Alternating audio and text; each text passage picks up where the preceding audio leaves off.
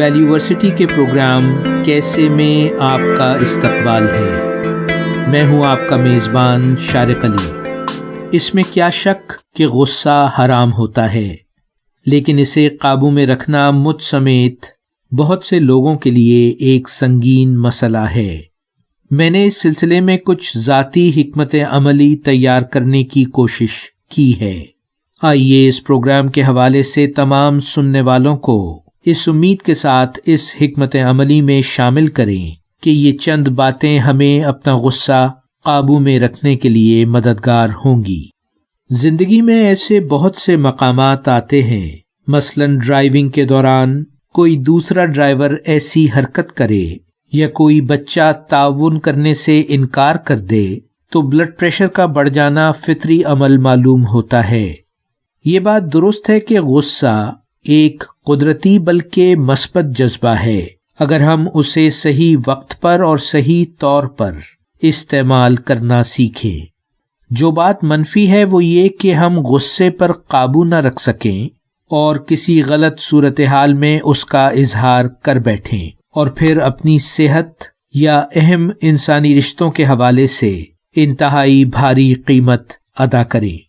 بیشتر باتیں جو میں آپ سے کروں گا وہ شاید ہم پہلے ہی سے جانتے ہیں، مگر اچھی باتوں کو دہرانے میں بھی کوئی حرج نہیں۔ سب سے پہلی بات تو یہ کہ جیسا کہ بزرگوں نے کہا، پہلے سوچو پھر بولو۔ اگر ہم کوئی بھی بات، خاص طور پر غصے میں کوئی بھی بات کہنے سے ذرا پہلے توقف سے کام لیں تو ہمیں اس بارے میں سوچنے کا موقع ملے گا اور شاید ہم اسے غیر مناسب سمجھ کر رد کر دیں۔ اور جب ہم غصے کی کیفیت میں توقف سے کام لیتے ہیں تو نہ صرف یہ بات ہمیں سوچنے کا موقع دیتی ہے بلکہ سامنے والے کو بھی یہ وقفہ مناسب طرز عمل اختیار کرنے پر مجبور کر سکتا ہے۔ دوسری بات یہ کہ جب آپ اپنے آپ پر قابو پا چکے ہیں تو اپنے غصے کا اظہار ضرور کیجیے، لیکن بہت مہذب انداز میں۔ آپ مخاطب کو بتائیے کہ آپ کے تحفظات کیا ہیں، آپ کی توقعات کیا ہیں، لیکن ایسا کرتے ہوئے اس بات کا خیال رکھیے کہ دوسرے کے جذبات اور انا پر کوئی سنگین حملہ نہ ہو۔ یہ بات عام مشاہدہ ہے کہ جو لوگ باقاعدگی سے ورزش کرتے ہیں وہ اپنے تناؤ اور غصے کو بہتر طور پر قابو میں رکھ سکتے ہیں۔ آپ بھی کوئی ہلکا پھلکا کھیل یا محض تیز قدموں کی چہل قدمی اپنے غصے اور اپنے تناؤ کو قابو میں رکھنے کے لیے استعمال کر سکتے ہیں۔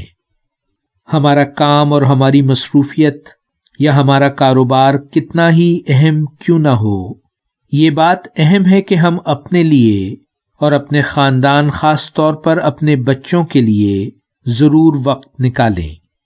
ایسے خوشگوار لمحے غصے کو مینج کرنے کے لیے بھی انتہائی اہم ہوتے ہیں۔ ہم میں سے بیشتر اس بات پر تو بہت واضح ہوتے ہیں کہ ہمیں غصہ دلانے والی بات کون سی ہے، مثلاً یہ کہ ہمارا بچہ اپنا کمرہ صاف نہیں رکھتا، یا دروازہ زور سے بند کرتا ہے، یا رات کے کھانے میں ہمیشہ تاخیر ہو جاتی ہے۔ لیکن ہم میں سے کم ہی لوگ ہیں جو بات کو ذرا گہرائی میں دیکھتے ہوئے اس غصہ دلانے والی بات کی تہ تک پہنچیں اور اس بنیادی مسئلے کو حل کرنے کی کوشش کریں، نہ کہ یہ کہ بار بار غصہ کرتے چلے جائیں۔ غصے کے اظہار کا ایک بہتر طریقہ یہ ہو سکتا ہے کہ ہم استعمال کیے ہوئے جملوں میں میں اور مجھے کے الفاظ زیادہ استعمال کریں، اور ان الفاظ کے ساتھ ساتھ مخاطب کے احترام اور اس کے جذبات کا خیال رکھیں۔ مثلاً یہ کہ مجھے یہ بات بہت غصہ دلاتی ہے کہ کھانا کھانے کے بعد ہم ٹیبل کو صاف کرنے اور پلیٹیں دھونے میں ایک دوسرے کی مدد نہیں کرتے، بجائے اس کے کہ آپ یہ کہیں کہ تم کبھی میرے ساتھ کام میں ہاتھ نہیں بٹاتے اور مجھے ہر کام تنہا ہی کرنا پڑتا ہے۔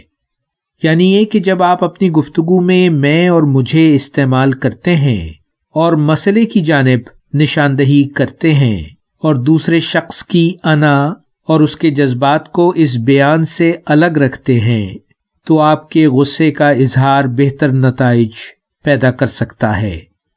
ایک اور بات، اور وہ یہ کہ غصے کا مہذب اظہار ضرور کیجیے، لیکن اپنے دل میں کسی قسم کا بغض رکھنے سے پرہیز کیجیے۔ ایسا کرنا خود کو سزا دینا ہے، کڑواہٹ کو اپنے اندر جگہ دینا انتہائی بے انصافی ہے۔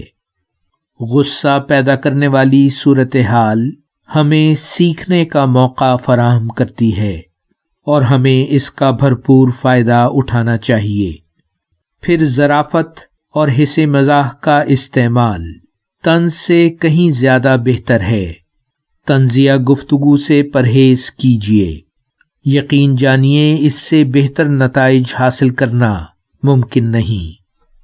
میری طرح شاید بہت سے اور لوگ بھی یکدم اشتعال میں آ جانے کی کمزوری کا شکار ہوں۔ ایسی صورتحال کو قابو رکھنا بہت ضروری ہے۔ سب سے پہلے تو یہ کہ آپ بالکل خاموشی اختیار کر لیں اور اپنے تناؤ کو ختم کرنے کے لیے اگر گہری سانس لینا یا اندر ہی اندر خود کو پرسکون رہنے کی تلقین کرنا، الگ ہو کر سوچ و بچار کرنا، یا اگر آپ واقف ہیں تو یوگا کرنا تاکہ اشتعال کی اس کیفیت سے آپ نکل سکیں، بہت اہم ہے۔ ایک دفعہ جب آپ اس مشتعل ذہنی کیفیت سے باہر آ جائیں گے تو پھر آپ اپنے غصے کے مہذب اور کارآمد اظہار کی منصوبہ بندی کر سکتے ہیں۔ ویسے تو ہم میں سے بیشتر لوگ ان تجاویز کی مدد سے اپنے غصے پر قابو پا سکتے ہیں، لیکن اگر اس کے باوجود بھی آپ اپنے لیے اسے ایک بڑا مسئلہ سمجھتے ہیں تو اس بات میں کوئی حرج نہیں کہ اس سلسلے میں آپ کسی ماہر ڈاکٹر سے رجوع کریں۔ اپنی صحت اور اپنی خوشیوں کا خیال رکھیے۔ آپ سے اجازت، ویلیو ورسٹی، شارق علی۔